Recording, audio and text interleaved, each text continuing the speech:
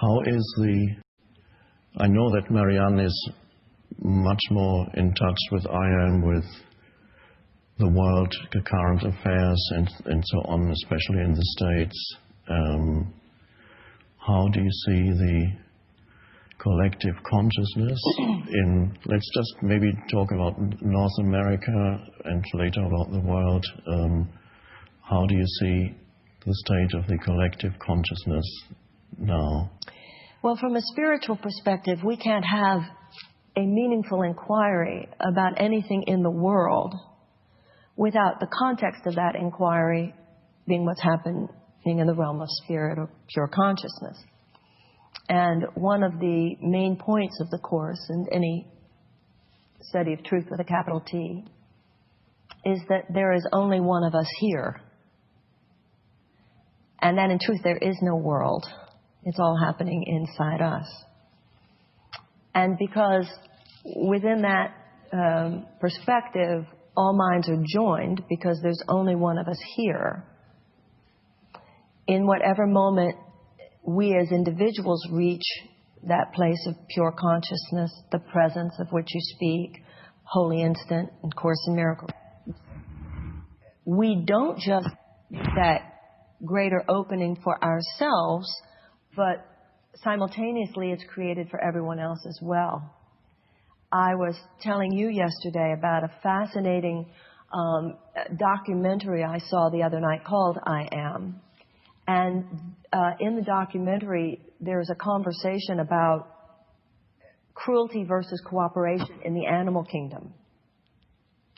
And there was something there that I'd never seen. And it was if a group of deer or a group of gazelle or a group of any animals that all travel together, how do they decide which waterhole to go to?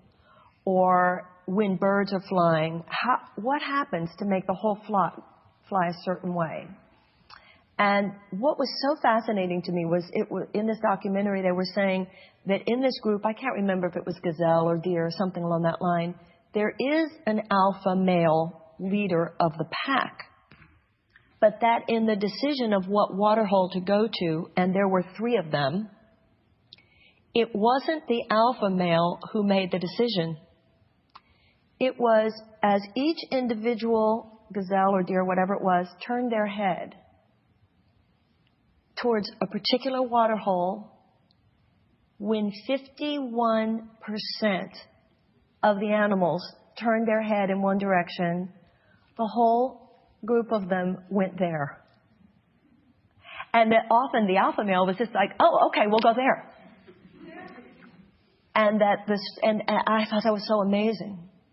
We talk about that in terms of the 100th monkey or the tipping point, whatever that is. Mm-hmm. But this elucidation of the 51% in nature, I thought was fascinating. Mm-hmm. So, I feel hopeful. First of all, I think hope itself is a moral imperative. I feel hopeful about the state of humanity because there are so many groups just like this. Mm-hmm. Because people like yourself, are being filmed, and people literally all over the world are participating in this deeper inquiry and experience. It's not just an abstract teaching. No. It's the entire journey trickling down. Mm-hmm. And this is clearly happening, and it does not belong to any one ethnic group or geographical region or religion. So the state of humanity, for me personally, is just fine, thank you. The problem we have, or the challenge we have, the situation we have, is that there are institutional identities, mainly political, financial, in terms of business, technology, wielding tremendous material power. And that material power takes profound forms such as nuclear bombs. And even though those material identities are never the source of the enlightened progress. I believe that they are there in a way as a signal to us not to tarry. Yes. Not to tarry. Because, as the Course in Miracles says, the ego is suspicious at best and vicious at worst. Mm-hmm. And as soon as we reach that vibratory field of whether it's 51% or whatever it is, then all of those material forms will fall of their own dead weight.